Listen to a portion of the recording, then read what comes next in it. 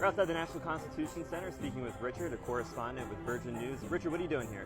Yeah, well, we're focusing obviously on the debate tonight. There's a huge audience of this globally, no less so or no more so in Ireland, where there's been a huge focus on American politics for the last number of years. I think there's always been a connection between Irish people and what goes on in America, the historic links between our two countries. But I think the Trump phenomenon of recent years has really driven that interest up to a whole new level. Obviously, he has business interests in Ireland as well. He owns a golf course in County Clare on the west coast of Ireland. But there is a huge concern about how America sets a message and sets an agenda for the rest of the world, because trends that start in America often do follow in Europe a couple of years later. So we've seen some of the politics of Donald Trump, and some of that rhetoric has started to seep into Irish politics as well. So there's a huge interest in it. There'll be a huge following of it tonight. People will be setting alarms and getting up at 2 a.m. in the morning to tune in. They'll be setting the alarms in the morning as well to get up and watch all the clips on social media as well. So huge interest. Some of it's a political concern, some of it's a bit of a circus. People want a bit of entertainment, and they certainly get plenty of it from American politics. Obviously, the Irish people aren't monolithic, but how are the two candidates generally perceived in Ireland?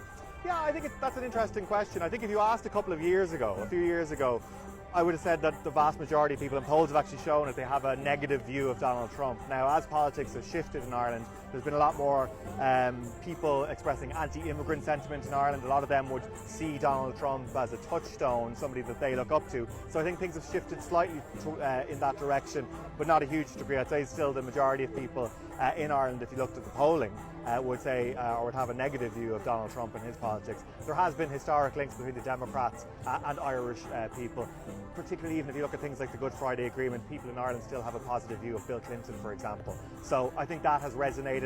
Historic visits from people like Barack Obama when he visited his ancestors' homeland in Ireland as well. Those people do have a strong following in Ireland. Kamala Harris is a bit more of an unknown quantity in an Irish context. People obviously resonated a lot with Joe Biden when he visited Ireland last year. So Kamala Harris, I think there's an interest, there's an intrigue with Kamala Harris. So people are curious about her rather than as devoted to them as they would have done for previous Democratic presidents or presidential candidates. Is there any particular policy issue that Irish people are focused in on?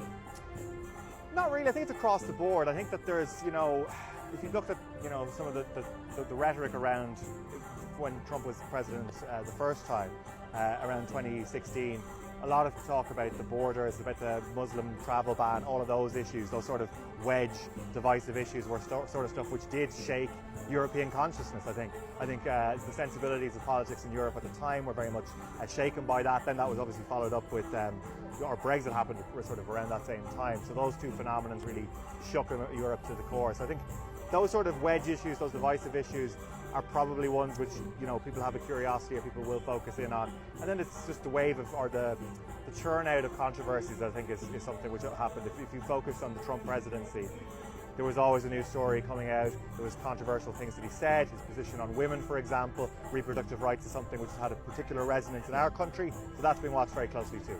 Where can people find your work? You can find our work on Virgin Media Television online, so you'll get us on Twitter, on Facebook, on Instagram, anywhere that you get your news. Thank you very much for your time. Thanks so much, Sean. Do you solemnly swear that you will support and defend the Constitution of the United States against all enemies, foreign and domestic, that you will bear truth, faith, and allegiance to the same, that you will take this obligation freely, without any mental reservation or purpose of evasion, and that you will well and faithfully discharge the duties of the office on which you are about to enter. So help you God. Congratulations. Congratulations.